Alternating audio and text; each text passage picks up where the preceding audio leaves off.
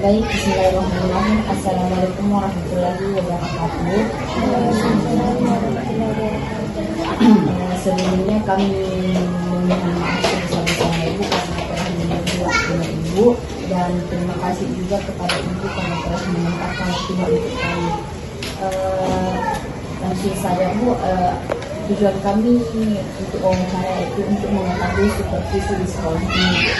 Jadi ada beberapa pertanyaan yang akan kami ajukan dan semoga ini bisa bersedia untuk menjawab pertanyaan kami. Pertanyaan pertama kami itu bagaimana bentuk pelaksanaan supervisi di sekolah ini? Kalau bentuk supervisi di sekolah ini biasanya itu yang biasa kita lakukan kunjungan kelas. Ada juga namanya supervisi klinik gitu. Supervisi itu biasa diperuntukkan kepada guru yang punya masalah, tetapi itu tidak terlalu sering kita laksanakan. Yang biasa kita laksanakan ini kunjungan kelas.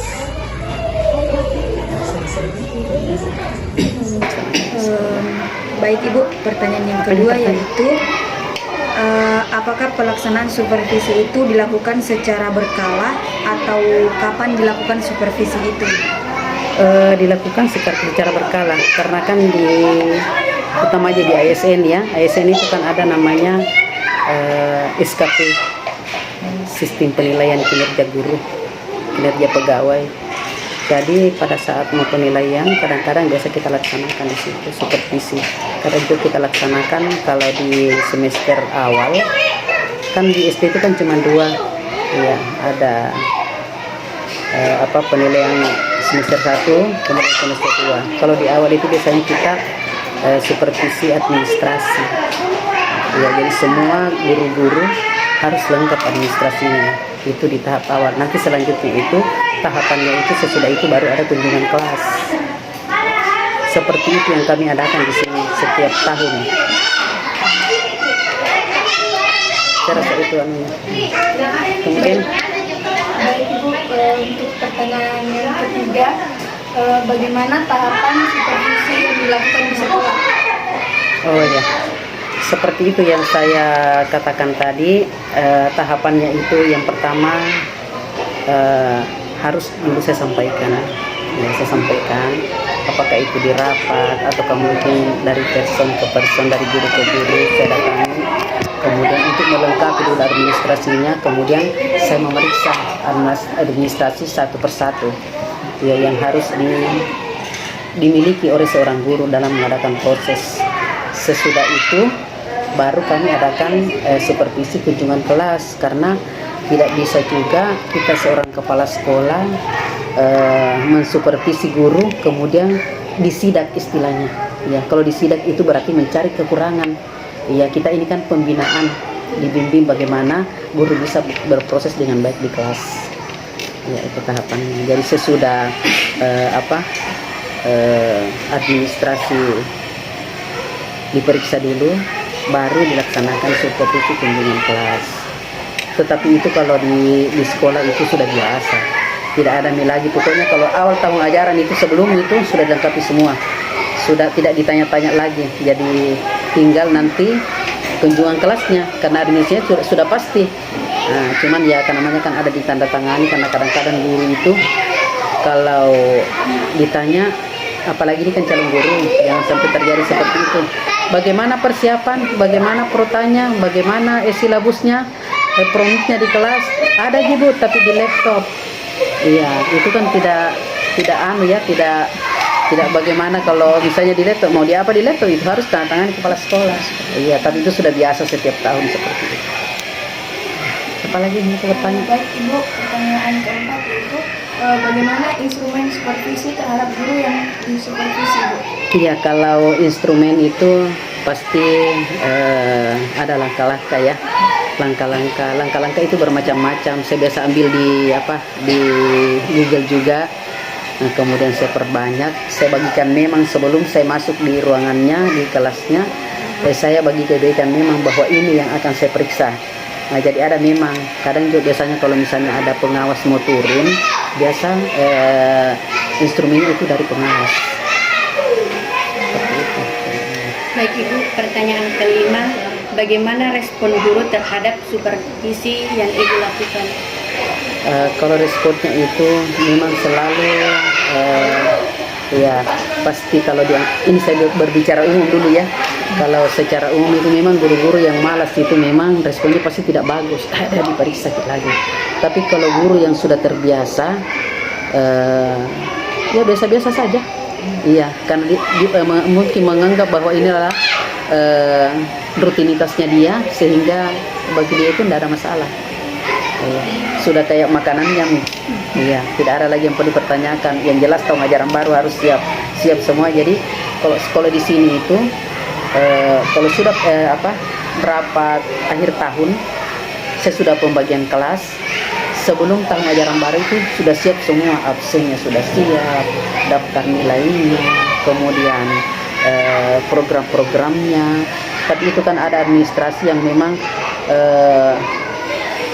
harus memang dimiliki seorang guru. Itu tidak diganti-ganti lagi. Biasanya biar berpindah kelas itu juga dia pakai. Seperti itu, kayak seperti pengayaan. Kan itu kan biasanya bentuknya dari buku. Kalau sudah dipakai di kelas 1 kan tidak semuanya juga di bimbingan khusus anak. Tidak semua anak-anak dibimbing khusus kan yang bermasalah gitu dibimbing. Itu biasanya bisa dipakai lagi kalau misalnya saya pindahkan ke kelas lain, ya itu dia pakai lagi. Jadi istilahnya baku sambung-sambung. Masih ada? Pertanyaan selanjutnya Bu, apakah ada kendala yang dihadapi dalam pelaksanaan supervisi? Sepanjang saya jadi kepala sekolah ya, mensupervisi, kayaknya tidak ada. Guru itu merasa punya kewajiban memang itu disupervisi. Dan bahkan kalau saya tidak laksanakan, dia bertanya, kapan supervisi Kak? Kapan saya dimasuki kelasku? Jadi memang dia sudah ada, memang kayak sudah menyatu di dirinya itu guru yang betul-betul mau bekerja. Karena ada tentu guru-guru juga yang malas-malas, ada juga yang sudah sertifikat malas-malas, ada juga yang tidak, tapi memang dia punya kayak memang dimiliki itu ilmu guru. Kan ada orang yang seperti kalian kan kadang-kadang biasanya begini, tidak mau jadi guru, tetapi karena terpaksa masuk, nah biasa berkendala begitu. Nanti di dalam baru dia cintai itu guru. Saya juga begitu juga waktu saya baru mau masuk sekolah. Saya tidak mau sekali masuk juga SPG. Saya tidak mau masuk SPG karena tadi tidak mau saya jadi guru.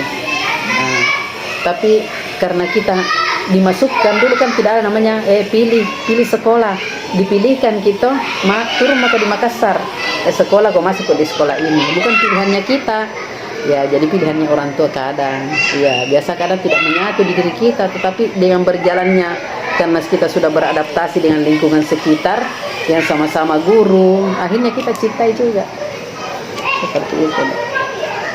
Baik Bu, faktor-faktor apa saja yang menghambat pelaksanaan supervisi di sekolah ini? Kalau faktor-faktor yang menghambat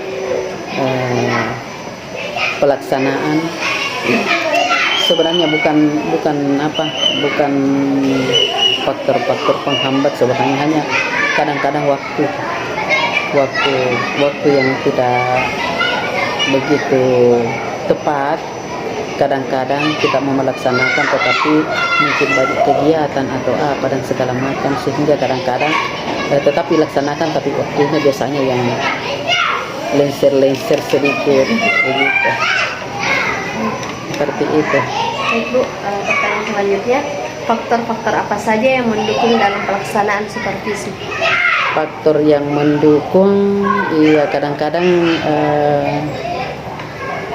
dari nilai ada kan penilaiannya guru, sehingga kalau tidak dilaksanakan dia pasti mencari, ya itu yang mendukung sehingga mereka itu menganggap bahwa bukan beban kalau mau dinilai, bukan beban kalau mau disupervisi, karena kita juga dari pihak pembina di sekolah mau melihat sampai di mana, kemudian guru-guru juga butuhkan itu untuk peningkatan kinerjanya.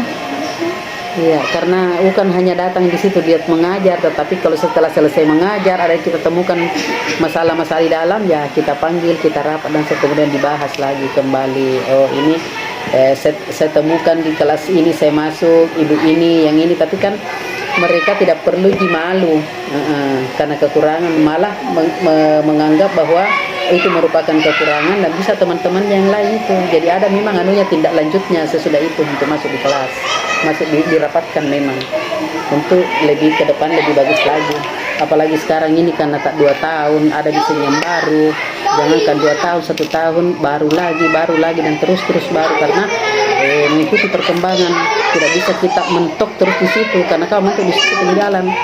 Iya, kayak ini sekarang mungkin K13 mungkin masih ada juga guru yang belum terlalu paham, akhirnya ada lagi IKM. Nah dengan IKM itu belum juga kita masuk di situ, sepertinya sudah banyak orang tahu, bahkan kita tidak tahu nanti ke depan siapa tahu perkembangan lagi lebih bagus lagi, mungkin belum dimasuki IKM ada lagi yang baru karena tuntutan zaman, era globalisasi yang menuntut kita seperti itu. Baik, yang terakhir Bu, adakah tindak lanjut dari pelaksanaan supervisi yang dilakukan?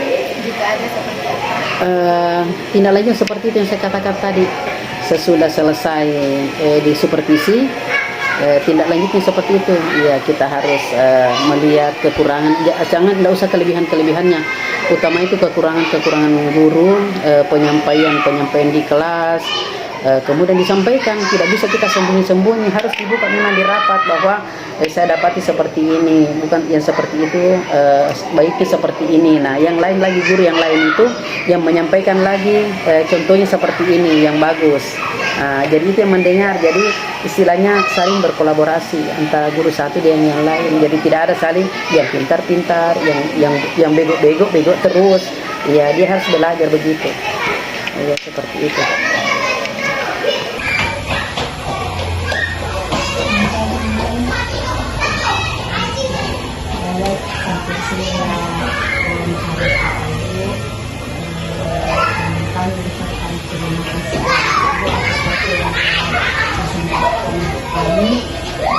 Maaf Ibu sekali lagi karena mungkin waktu istirahat Ibu. Saya ambil